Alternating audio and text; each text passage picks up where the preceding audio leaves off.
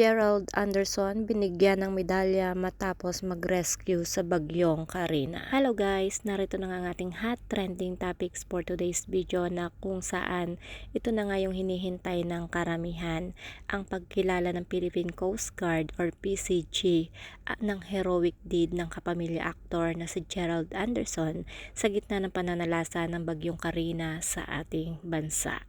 Magugunit na nag-viral sa social media ang ginawang paglangoy at pag-rescue ni Gerald sa mga natrap sa bahay dahil sa tumaas na tubig baha sa Quezon City. Para nga guys, sa mga hindi aware, ang kanyang pagtulong ay bilang bahagi ng search and rescue operations bilang auxiliary commander ng PCG. Sa IG account ng isa sa mga Armed Uniform Service ng bansa, makikita ang ilang pictures ni Gerald na binigyan ng medalya ang search and rescue medal nga.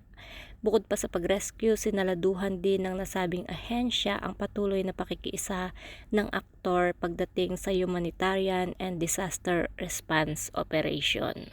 He is always present during the Coast Guard's relief operation and disaster rehabilitation, say ni Coast Guard Rear Admiral Balilo sa post. Wika niya, he continues to help ATAS in Zambales, recovering families in Marawi, and even donated medical supplies and tents during the height of the COVID-19 pandemic.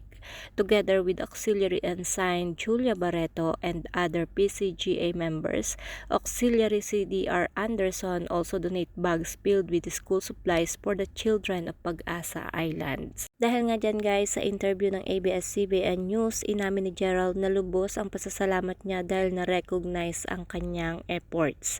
But I share this award with other rescuers, other volunteers, lahat ng nag-donate para makatulong din sa iba, sambit nga ni Gerald. Bukod dyan, ibinunyag niya rin na plano niya magbuo ng isang team na dedicated lang sa search and rescue operation, kasama syempre ang PCG.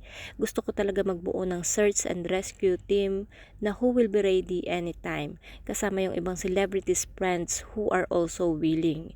Because of what happened, na-encourage sila maging part ng squadron namin, paliwanag nga ng aktor.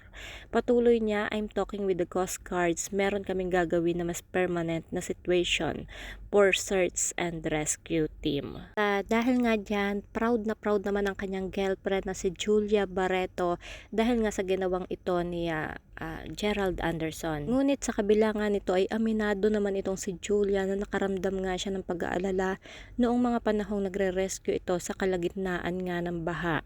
It's a proud moment, of course, but I was really worried. But by nature, that's who he is, pagbabahagi nga ni Julia. Dagdag pa nga niya, I just hope he will be safe doing that for others. It's a proud moment, but ang hirap, grabe yung worries ko. At chika pa nga nitong ni Julia ang eagerness ng kanyang nobyo na suungin ang baha para matulungan ng mga stranded na pamilya sa baha upang makalikas ay nagpapakita ng pagiging mabuti ng aktor.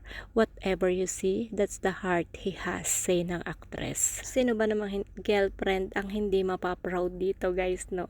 Sobrang nakaka-proud talaga ang iniidolo ngayon ng lahat.